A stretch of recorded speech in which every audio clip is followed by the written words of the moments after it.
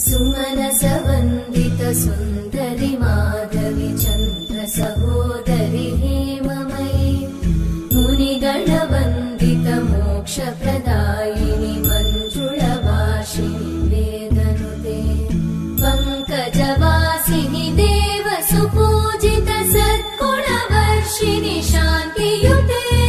जय जय हे मधुसूदन कामिनि आदिलक्ष्मि जय पालय माम्।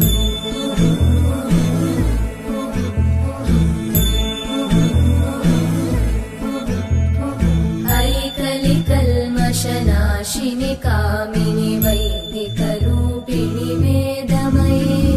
क्षीरसमुद्भव मङ्गलरूपिणि मन्त्रनिवासिनि मन्त्रनुते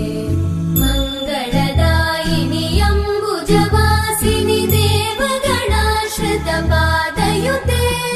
जय जय